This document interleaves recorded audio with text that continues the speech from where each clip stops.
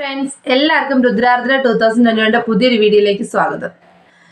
ഓരോ ദിവസവും ഓരോ പുതിയ വിഷയങ്ങളുമായിട്ടാണ് ഞാൻ നിങ്ങളുടെ മുന്നിലെത്താറുള്ളത്. ഇന്ന് വന്നിരിക്കുന്നതും എനിക്ക് പുതിയതും നിങ്ങൾക്ക് പഴയതുമായ ഒരു വിഷയമാണ്. എനിക്ക് തോന്നുന്നു ഇതിന് മുമ്പ് ഈ വീഡിയോ എടുത്ത് റിയാക്ട് ചെയ്തിട്ടില്ല. അതുകൊണ്ട് തന്നെ എനിക്കിത് പുതിയ വിഷയമാണ്. കണ്ടിരിക്കുന്ന പ്രേക്ഷകരായ നിങ്ങൾക്കിത് പഴയ വിഷയമാണ്. കാര്യം നമ്മുടെ ബാല, അമൃത, എലിസബത്ത് കോകില ഇവർ 4 പേരും അടങ്ങുന്ന ഒരു ചെറിയ ഇഷ്യൂ ആണ് കേട്ടോ ഞാൻ നിങ്ങളുടെ മുന്നിൽ നിന്ന് പറയാൻ ഉദ്ദേശിക്കുന്നത്. ഇപ്പൊ എനിക്ക് 2-3 ദിവസമായിട്ട് സോഷ്യൽ മീഡിയയിൽ ഒരുപാട് ചർച്ചകൾക്ക് വിധേയമായിക്കൊണ്ടിരിക്കുന്നതാണ് ബാല എലിസബത്ത് വിവാദം. ഈ എലിസബത്ത് ആരാണെന്ന് നിങ്ങൾക്കറിയാം. ബാലയുടെ 2ാമത്തെ ഭാര്യയായിരുന്നു. അങ്ങനെ പറയുന്നത് ബാലയുടെ ആദ്യത്തെ ഭാര്യ അമൃത ആയിരുന്നു. അമൃത ഒരു ചെറിയൊരു ഇഷ്യൂസുമായിട്ട് 2 ദിവസം മുന്നേ വന്നിരുന്നു. ഒരു ബാങ്ക് HDFC ഇൻഷുറൻസുമായിട്ട് ബന്ധപ്പെട്ട് അതിന്റെ രേഖകൾ തിരുത്തി എന്നൊക്കെ പറഞ്ഞിട്ട് വരുന്നുണ്ട്.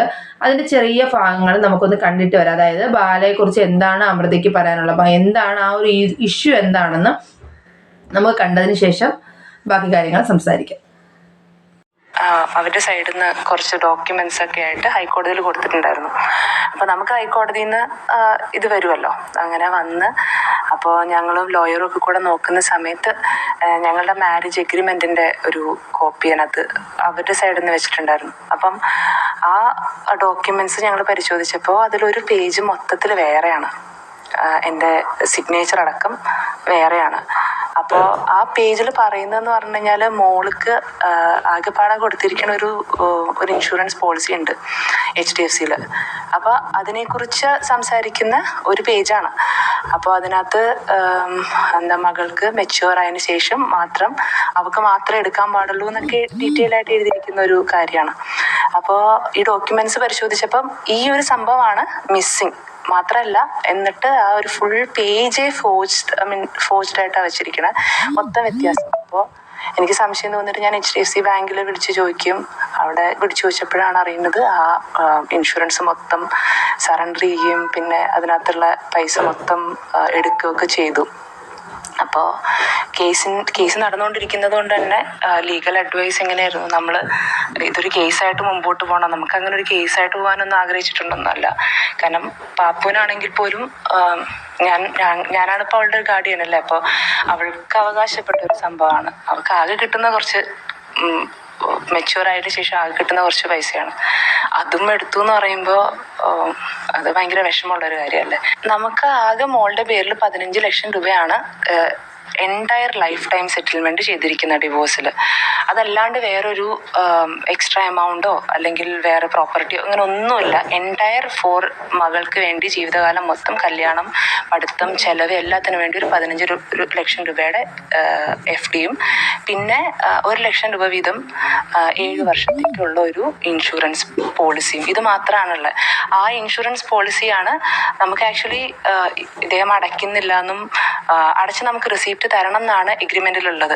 ഇത്ര നാൾ അടയ്ക്കാണ്ടിരുന്നിട്ട് നമ്മൾ ഇതിന്റെ പുറകെ ഒന്നും പോയിട്ടില്ല. നമുക്ക് പൈസ വേണ്ട, എന്തോ ആയിക്കോട്ടെ എന്ന് പറഞ്ഞാൽ നമ്മളതിനെ എന്താ പറയാ സമാധാനമായിട്ട് ജീവിച്ചാൽ മതി എന്നുള്ളൊരു ഇതിൽ പോവാണ്. പക്ഷെ ഇപ്പൊ കേസ് വന്നപ്പോൾ അവരുടെ സൈഡിൽ നിന്ന് ഡോക്യുമെന്റ്സ് മൊത്തം എന്താ പറയുക ഇതിനെക്കുറിച്ച് മാറ്റുകയും ഡോക്യുമെന്റ്സ് മൊത്തം തെറ്റായി കൊടുത്തതിൻ്റെ സിഗ്നേച്ചർ അടക്കം മാറ്റി ഹൈക്കോടതിയിൽ സബ്മിറ്റ് ചെയ്യും. ഇങ്ങനെയൊക്കെ വന്നപ്പോൾ നമുക്കത് അതിനെക്കുറിച്ച് പറയേണ്ടതായിട്ട് വന്നു. എന്താന്ന് വെച്ച് കഴിഞ്ഞാൽ നമുക്ക് വേറൊരു നിവൃത്തിയില്ല. കാരണം ഇത്രയും നാള് മോളെ ചൊല്ലിക്കൊണ്ടായിരുന്നു ഒരു ഗെയിം ഇങ്ങനെ നടന്നുകൊണ്ടിരുന്നത്. അവളെ മുമ്പിൽ നിർത്തിക്കൊണ്ടുള്ള ഒരു കഥകളായിരുന്നു പൊയ്ക്കൊണ്ടിരുന്നത്. അതിൽ വരെ കാപട്യായിരുന്നു ഉണ്ടായിരുന്നത്. അതുവരെ അവൾക്ക് ഇന്നത് കൊടുത്തു, അത് കൊടുത്തു, ഇത് കൊടുത്തു എന്നൊക്കെ പറയുന്നത് വരെ ആകെ കൊടുത്തിരിക്കുന്ന ഒരു ചെറിയ എമൗണ്ടാണ്.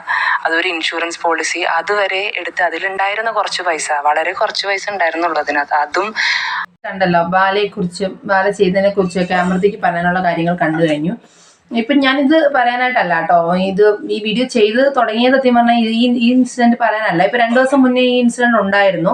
കാര്യം എല്ലാ റിയാക്ഷൻ വീഡിയോസ് ചെയ്യുന്ന ആളുകളും അതെടുത്ത് റിയാക്ട് ചെയ്തിട്ടുണ്ടായിരുന്നു. അമൃത പറഞ്ഞ കാര്യങ്ങളും ബാലയുടെ കാര്യങ്ങളും പഴയ കേസും മോളുടെ കാര്യമൊക്കെ എടുത്തു വെച്ചിട്ട് ഒരുപാട് എന്താ വീഡിയോസ് ഞാൻ കണ്ടിട്ടുണ്ട്. ഞാൻ ഒരു റിയാക്ഷൻ വീഡിയോ ചെയ്യുന്നതിന് മുൻപായിട്ട് എനിക്ക് തോന്നുന്നു എൻ്റെ ഒരു ഇതിൽ ഞാൻ ഒരുപാട് ന്യൂസുകൾ കണ്ടതിന് ശേഷമാണ് കേട്ടോ പറയുന്നത്. പിന്നെ അതിനകത്ത് ഞാൻ എൻ്റെ അഭിപ്രായമാണ് പിന്നെ പറയുന്നത്.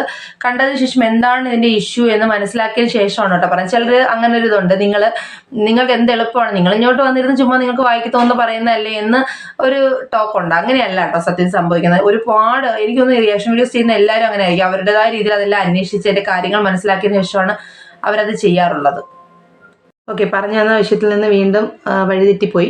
അപ്പോൾ നിങ്ങൾ പ്രേക്ഷകർ കാണുന്നവർ നമ്മുടെ കുഞ്ഞു ചാനലുകൾ കൂടി ഒന്ന് സപ്പോർട്ട് ചെയ്യാൻ ശ്രമിക്കണം. ഒന്ന് സ്കിപ്പ് ചെയ്യാതെ ഒന്ന് കാണണം. അതുപോലെ തന്നെ നിങ്ങളുടെ വിലപ്പെട്ട അഭിപ്രായങ്ങൾ കമൻസ് ആയിട്ട് രേഖപ്പെടുത്താനും മറക്കരുത്. വീഡിയോസിനൊക്കെ വളരെ വ്യൂസ് കുറവാണ്. ഒരുപാട് മെനക്കെട്ടിട്ടാണ് ഇത് ചെയ്യുന്നത്, പക്ഷെ അതിൻ്റെതായ ഒരു ഫലം കിട്ടുന്നില്ല. ഓക്കെ, അതുകൊണ്ട് തന്നെ ഞാൻ ഇന്നലെ വീഡിയോസ് ഇട്ടതുമില്ല. കാര്യം ഒരു വിഷമമാണ് കേട്ടോ, വീഡിയോ ഇട്ടിട്ടും അതങ്ങോട്ട് റീച്ച് ആകുന്നില്ല. വേറെ ഒരു കണ്ടന്റും ഇല്ലാത്തത് പോലും വളരെയധികം പോകുന്നിടത്ത് നമ്മുടെ ഒന്നും റെക്കമെൻഡേഷൻ പോകുന്നില്ല. എല്ലാം ലോയാണ് കാണിക്കുന്നത്. അപ്പോൾ അതൊക്കെ വന്നപ്പോഴത്തേക്കിന് ഭയങ്കര ഒരു വിഷമത്തിലേക്ക് വഴിതെളിച്ചു. ഓക്കെ, നമുക്ക് വീണ്ടും വിഷയത്തിലേക്ക് തിരിച്ചു വരാം. നമ്മൾ ബാലയും കോകിലയും അറിയാലോ, ബാലയുടെ ഇപ്പോഴത്തെ വൈഫാണ് കോകില, കസിനാണ്. അപ്പം ഒരു വീഡിയോ ഒരു ഇന്റർവ്യൂ കൊടുത്തിട്ടുണ്ട്. ഞാൻ ആ ഇന്റർവ്യൂ ഇവിടെ ഒന്ന് കാണിക്കാം, അതിന് ശേഷം നമുക്ക് ബാക്കി കാര്യങ്ങൾ പറയാം. 3 months ஆகுது. அதுக்கு முன்னாடி நான் அன்அபிஷியலா திரும்ப கல்யாணம் பண்ணிட்டேன். அதான் சொன்னேன், அந்த ஷாக்கிங் மேரேஜ். ஷாக்கிங் மேரேஜ் இல்ல. ஓகே, ഫസ്റ്റ് നിനക്ക് കൊടുക്കാൻ വേണ്ടി അത് കുറെ കാലം പുള്ളിക്കാരന് കൺസ്യൂം ചെയ്യേണ്ടി വന്നു. നമുക്ക് ആദ്യം അതൊന്ന് കേൾക്കാം. உண்மையை சொல்றேங்க, 3 வருஷம் ஆப்ரேஷன் மெடிசன் தப்பா கொடுத்துட்டேன். கொடுத்தவங்க பேரை நான் எதுவும் சொல்லலை, தப்பா நான் கன்சியூம் பண்ணிட்டேன்னு சொல்லிடுறேன். ஸோ அது ரொம்ப நாள் நான் தெரியாம கன்சியூம் பண்ணியிருந்தேன். ஸோ அப்பயும் கடவுள் வந்து திருப்பி என்னை காப்பாற்றுறாரு. ஒரு 10 நாள் ஹாஸ்பிட்டல் அட்மிட் ஆயிருக்கு. அப்போ என் கூட இருக்கா, அந்த டைம்ல என்னை பார்த்துக்க வரேன். அந்த 10 daysங்கிறது வந்து என் 2 கையிலையும் வந்து டியூப்ஸ் போகுது. இந்த 2 கை இப்படி தான் இருக்கும். ஸோ ஒரு பேசிக் நீட்ஸ்ன்னு சொல்றது, சாப்பாட்டுலேருந்து குளிக்கிறதுலேருந்து பாக்கி விஷயங்கள் எல்லாமே வந்து ஒரு தாயால் மட்டும்தான் பண்ண முடியும். அன்னைக்கு தான் நான் ஒரு தாரத்தை பார்த்தேன். നിങ്ങൾ കണ്ടല്ലോ ഈ ക്ലിപ്പിംഗ് കണ്ടല്ലോ. ഈ ക്ലിപ്പിംഗ് കണ്ടപ്പോൾ അതിനകത്ത് പറയുന്നുണ്ട് 3 മാസമേ ആയുള്ളൂ ഞാൻ കോകിലെ വിവാഹം കഴിച്ചിട്ട്. എന്നാൽ അതിന് മുമ്പേ ഒരു 1.5 വർഷം മുന്നേ തന്നെ എൻ്റെ വൈഫിനെ പോലെ എന്നെ പരിചരിക്കുന്ന ആളാണ് കോകില എന്നൊക്കെ തന്നെയാണ് ബാല പറയുന്നത്. അപ്പം അതിന് എന്താണ് കോകിലയിൽ ഇഷ്ടപ്പെടാൻ കാരണം എന്ന അവതാരികയുടെ ചോദ്യത്തിനാണ് ഉത്തരം പറയുന്നത്. അതായത് എലിസബത്ത് തന്നെ ഒരുപാട് ചൂഷണം ചെയ്തു എന്നും അതേക്കുറിച്ച് പറയുന്നുണ്ട്. വീഡിയോ കാണുമ്പോൾ നിങ്ങൾക്ക് മനസ്സിലാവും, തമിഴ് വീഡിയോ ആണ്. അപ്പം അതിൽ പറയുന്നുണ്ട്. അപ്പം അതിനെതിരായിട്ട് ഒരുപാട് കമൻസ് ബാലയ്ക്ക് അനുകൂലമായിട്ടും അതുപോലെ എലിസബത്തിനെതിരെയായിട്ട് ഒരുപാട് കമൻസുകളൊക്കെ വരുന്നുണ്ട്. അപ്പം അതിൻ്റെ ഭാഗമായിട്ട് എലിസബത്ത് എന്ത് ചെയ്തു, ഈ ഒരു ഇന്റർവ്യൂവിന് മറുപടി എന്ന നിലയ്ക്ക് തൻ്റെ ഫേസ്ബുക്ക് പേജിൽ ഒരു പോസ്റ്റ് ഇട്ടിട്ടുണ്ട്. അപ്പം അത് ഞാനിവിടെ പിൻ ചെയ്തേക്കാം. അപ്പം നിങ്ങൾ അത് കണ്ടതിന് ശേഷം പറയുക, എലിസബത്ത് തെറ്റുകാരിയാണോ എന്ന് നിങ്ങൾ മനസ്സിലാക്കാം. എനിക്ക് തോന്നുന്നു കേരളത്തിലുള്ള ഒരുവിധപ്പെട്ടവർക്കല്ല, എനിക്ക് സോഷ്യൽ മീഡിയ ഉപയോഗിക്കുന്ന ഒരുവിധപ്പെട്ടവർക്കെല്ലാം അറിയാം ബാലയുടെ ക്യാരക്ടറെ കുറിച്ച്. പക്ഷേ ഒരു കാര്യമുണ്ട്, നിങ്ങൾക്കൊക്കെ അറിയാവോ, എൻ്റെ കുഞ്ഞില് ഞാൻ ഏറ്റവും കൂടുതൽ ഇഷ്ടപ്പെടുന്ന ഒരു നായകനാണ്. മീൻസ് കൊച്ചു പ്രായം ഉദ്ദേശിച്ച് എനിക്ക് 32 വയസ്സാണ്. അപ്പം എൻ്റെ ഒരു കോളേജ് ആ ഒരു കാലഘട്ടത്തിലൊക്കെ ഞങ്ങൾ കാണുന്ന സിനിമയിലൊക്കെ എനിക്ക് ഭയങ്കര ഒരു ഹീറോ, എനിക്ക് ഭയങ്കര ഇഷ്ടമായിരുന്നു ഈ ബാല എന്ന് പറയുന്നൊരു നടനെ.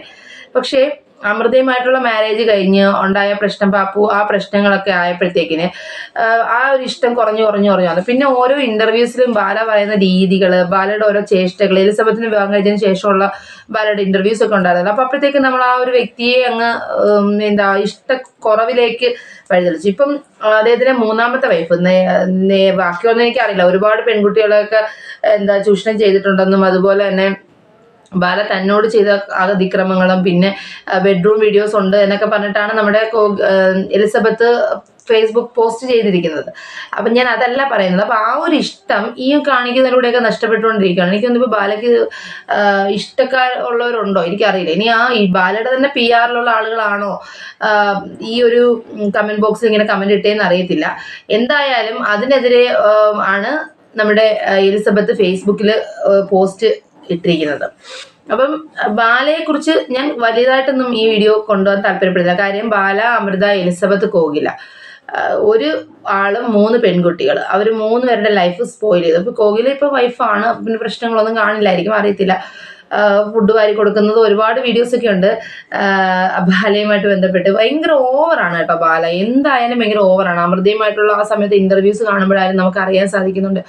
നല്ലൊരു പെൺകുട്ടിയായിരുന്നു, നല്ല പാട്ടുകാരിയായിരുന്നു അമൃത. അമൃതയുടെ ലൈഫ് സ്പോയിൽ ചെയ്തു. അത് കഴിഞ്ഞിട്ട് എലിസബത്തിനെ കല്യാണം കഴിച്ചു. എലിസബത്ത് അതിൽ നിന്ന് രക്ഷപ്പെട്ടു. ഇപ്പോൾ വീണ്ടും കോകിലെ വിവാഹം കഴിച്ചു.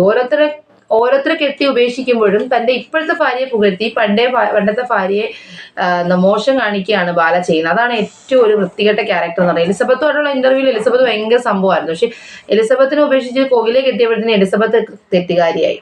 ഒരു വല്ലാത്തൊരു ക്യാരക്ടറാണ്. എന്താണ് ഇതിനൊക്കെ പറയേണ്ടതെന്ന് അറിയില്ല. എന്തായാലും ഇതൊത്ര നല്ല നടപടിയായിട്ട് എനിക്ക് തോന്നുന്നില്ല. നിങ്ങൾ ആരുടെ ഭാഗത്താണെന്ന് കമന്റ് രൂപത്തിൽ അറിയിക്കണം കേട്ടോ. നിങ്ങൾ ബാലയുടെ ഭാഗത്താണോ അതോ അമൃതയുടെ ഭാഗത്താണോ? ഇപ്പം അമൃത പറയുന്നുണ്ട് തൻ്റെ മകൾക്ക് 15 ലക്ഷം രൂപയാണ് മൊത്തത്തിൽ പഠിത്തത്തിനും വിവാഹത്തിനും എല്ലാം കൂടി അനുവദിച്ചിരിക്കുന്നത്. അതുകൂടാതെ ഒരു ഇൻഷുറൻസുമാണ്. ആ ഇൻഷുറൻസിനകത്താണ് ബാല എന്തൊക്കെയോ തിരുത്തലുകൾ വരുത്തിയിട്ടുള്ളത്. അപ്പോൾ അതിൻ്റെ കുറച്ച് ഭാഗം കൂടെ ഉണ്ട്. ഞാൻ അത് ജസ്റ്റ് ഒന്ന് ഇവിടെ ഒന്ന് മെൻഷൻ ചെയ്യാം. അതുകൂടെ നിങ്ങളൊന്ന് കണ്ടിട്ട് ബാലയുടെ ക്യാരക്ടർ എത്രമാത്രം നല്ലതാണോ മോശമാണോ നിങ്ങൾ പറയുക. ജസ്റ്റ് ഒന്ന് കണ്ടിട്ട് അതിന് നമുക്ക് ബാക്കി കാര്യങ്ങൾ പറയാം. ആ കുഞ്ഞിനെ കൂടെ പറ്റിക്കുകയാണ് ചെയ്തിട്ടുള്ളത്. അവളുടെ ഒരു 18 വയസ്സ് കഴിയുമ്പോൾ അവൾക്ക് ചിലപ്പോൾ ഹയർ സ്റ്റഡീസിനൊക്കെ യൂസ് ചെയ്യാനായിട്ട് പറ്റുന്ന ഒരു ചെറിയൊരു സം എമൗണ്ടാണ്. അതുവരെ എടുക്കാന്ന് പറഞ്ഞു കഴിഞ്ഞാൽ അവളെയും കൂടെ വീണ്ടും പറ്റിച്ച ഒരു അവസ്ഥയാണ്. അപ്പോൾ നമുക്ക് വേറൊരു നിവൃത്തിയില്ല. വിഷമമുള്ള കാര്യമാണ്. ഈ കുറേ നാളുകളായിട്ട് ഞാനും ഫാമിലിയും ഫുള്ള് ഇങ്ങനെ പോലീസ് സ്റ്റേഷനിൽ കയറി ഇറങ്ങാം. ഇപ്പം ലാസ്റ്റ് ആ ഇൻസിഡൻറ്റോടുകൂടെ തീർന്നു എന്ന് വിചാരിച്ചിരിക്കുകയായിരുന്നു നമ്മളെല്ലാവരും. പക്ഷെ വീണ്ടും അതിനു വേണ്ടി സബ്മിറ്റ് ചെയ്ത ഡോക്യുമെന്റ്സിൽ ഇത്രയും കള്ളത്തരം കാണിക്കുക. മോളെയും നമ്മളിത് അറിഞ്ഞിട്ടുണ്ടായത് 2022 എങ്ങാണ്ട് ഈ പൈസയൊക്കെ എടുത്തിട്ടുണ്ടായിരുന്നു. അതിൽ വ്യക്തമായിട്ട് എഴുതിയിട്ടുണ്ട് മകളായിരിക്കണം അതിൻ്റെ വിഡ്രോ ചെയ്യാനുള്ള അവകാശി, 18 വയസ്സിന് ശേഷം വേറെ ആരും അതിൽ തുടരുതെന്നുള്ളത് അതിനകത്ത് വ്യക്തമായിട്ട് എഴുതിയിട്ടുണ്ട്. ആ ഒരു പോർഷനാണ് എടുത്തു കളഞ്ഞത്. അപ്പം അത് ശരിക്കും പാപ്പന് വേണ്ടി സംസാരിക്കാൻ ഇപ്പം ഞാനല്ലേ ഉള്ളൂ. മാത്രമല്ല ഞാൻ ആദ്യം കുറച്ച് ക്ലിപ്പിങ്സ് കാണിച്ചിട്ടുണ്ടായിരുന്നു. വീണ്ടും ഇപ്പോൾ കുറച്ച് വീഡിയോയുടെ ക്ലിപ്പിംഗ് കാണിക്കുന്നുണ്ട്. അപ്പോൾ ഇത് കണ്ടു കഴിഞ്ഞാൽ നിങ്ങൾക്ക് മനസ്സിലാകാൻ പറ്റും ആ ഒരു പറയുന്നതിൽ. എനിക്ക് അമൃതയുടെ ചില കാര്യങ്ങളിലൂടെ എനിക്ക് താല്പര്യമില്ല. ഗോപി സുന്ദറുമായിട്ടുള്ള മാരേജ്, പിന്നെ അതിന് ശേഷമുള്ള ഡിവോഴ്സ്, അതൊക്കെ അവരുടെ വ്യക്തിപരമായ കാര്യങ്ങളാണ്. എന്നാലും നല്ലൊരു പാട്ടുകാരിയായിരുന്നു, നല്ലൊരു ലൈഫ് ഉണ്ടായിരുന്നു. പക്ഷേ ഓക്കെ, അതൊക്കെ അവരുടെ ഫാമിലി മാറ്റേഴ്സ് വിട്ടേക്ക്. പക്ഷെ ആ മോൾക്ക് അവകാശപ്പെട്ടതെല്ലാം കിട്ടണം അല്ലേ? കാര്യം ബാല അച്ഛനാണ്, മോളോട് ഭയങ്കര സ്നേഹമാണെന്നാണ് ബാല ഓരോ വീഡിയോസിലും പറയുന്നത്. മോളുടെ ഒരു ഇന്റർവ്യൂ, ഒരു വീഡിയോ ഒക്കെ ഉണ്ടായിരുന്നല്ലോ പുറത്ത് വന്ന് കരഞ്ഞുകൊണ്ട് ആ കുട്ടിക്ക് അച്ഛനെ വേണ്ട എന്നൊക്കെ പറയുന്ന ഒരു വീഡിയോസ് ഒക്കെ ഉണ്ടായിരുന്നു. അത് ഭയങ്കര ഹാർട്ട് ടച്ചിങ് ആണ്. ഓരോ കുഞ്ഞു കുട്ടിയല്ലേ, അതിനൊക്കെ മനസ്സിലാക്കി എത്രമാത്രം വിഷമം ഉണ്ടാവണം, അത്രമാത്രം വേദന ഉണ്ടായിരിക്കണം. ഓക്കെ, അതൊക്കെ അവരുടെ ഫാമിലി മാറ്റേഴ്സ് ആണ്, അതൊക്കെ വിടാം. പക്ഷെ ഇത്രയേ ഉള്ളൂ, അതിന് അർഹതപ്പെട്ട് അതിന് കിട്ടണം. ബാല അങ്ങനെ ചെയ്തിട്ടുണ്ടെങ്കിൽ അത് തെറ്റാണ്. അതിന് ഉള്ള നിയമ നടപടികൾ സ്വീകരിച്ച് ആ കുട്ടിക്ക് കിട്ടാനുള്ളത് മേടിച്ച് കൊടുക്കുക. അതുപോലെ തന്നെ ഇനിയും ഈ കോകിലെ തന്നെ നിൽക്കുക. എൻ്റെ ഒരു സജഷൻ, അഭിപ്രായമാണ്. ഇനി ഒരു അടുത്തൊരു പെൺകുട്ടിയുടെ ലൈഫിലേക്ക് ചാടാതിരിക്കുക. ഈ ഒരു കോകിലയിൽ നിന്ന് ലൈഫ് മുന്നോട്ട് കൊണ്ടുപോവുക. പിന്നെ ഇങ്ങനെയുള്ള പരാമർശങ്ങൾ ഒഴിവാക്കുക. അതായത് യാതൊരുവിധ അടിസ്ഥാനവുമില്ലാതെ ഒരുപാട് മോശപ്പെട്ട രീതിയിലൊക്കെ ബാല എലിസബത്തിനെ കുറിച്ച് പറയുന്നുണ്ട്. അതൊക്കെ ഒന്ന് ഒഴിവാക്കുക. അവരൊരു ഡോക്ടറാണ്, അവരുടേതായ ഡിഗ്നിറ്റി അവർക്കുണ്ട്. അപ്പം അത് നഷ്ടപ്പെടുത്താതിരിക്കുക. നമ്മൾ ഇഷ്ടമല്ലാത്ത രണ്ടുപേർ പിരിഞ്ഞു കഴിഞ്ഞാൽ ഓക്കെ, അവർ രണ്ട് വഴിയിൽ പോവുക. അല്ലാതെ അവരുടെ രണ്ടുപേരുടെ പുറത്ത് ചെളിവാരി എറിയാതിരിക്കുക അങ്ങോട്ടും ഇങ്ങോട്ടും. പക്ഷെ എനിക്കൊന്നും എലിസബത്ത് അങ്ങനെ ഒരു ക്യാരക്ടർ അല്ലായിരുന്നു. പക്ഷെ ഈ ബാല ഇങ്ങനെ ചെയ്തുകൊണ്ടാണ് എലിസബത്ത് ഫേസ്ബുക്ക് പോസ്റ്റ് ചെയ്തത്. ഓക്കെ, എന്നിരുന്നാലും നിങ്ങൾ പ്രേക്ഷകരായ നിങ്ങൾ ആരുടെ ഭാഗത്താണെന്ന് നിങ്ങൾ പറയണം. എലിസബത്തിന്റെ ഭാഗത്താണോ അതോ ബാലയുടെ ഭാഗത്താണോ അമൃതയുടെ ഭാഗത്താണോ ശരിയെന്ന് മനസ്സിലാക്കി നിങ്ങൾ കമന്റ് ചെയ്യാൻ മറക്കരുത്. ഒരിക്കലും നിങ്ങളിത് സ്കിപ്പ് ചെയ്ത് പോകരുത് ഈ വീഡിയോ. നിങ്ങൾ ഇതിനകത്ത് കമന്റ് ചെയ്യണം. നിങ്ങളുടെ കമന്റുകളാണ് ഓരോ വീഡിയോ ചെയ്യാനുള്ള നമ്മുടെ പ്രചോദനം. നിങ്ങൾ മാക്സിമം കണ്ട് സപ്പോർട്ട് ചെയ്യുക. എന്തെങ്കിലും മിസ്റ്റേക്കുകൾ ഉണ്ടെങ്കിൽ ഒന്ന് കമന്റ്സിൽ അറിയിക്കുക. ഓക്കെ ഫ്രണ്ട്സ്, പുതിയൊരു വീഡിയോയുമായി കാണുന്നവരെ എല്ലാവർക്കും tata, bye bye, see you, bye by.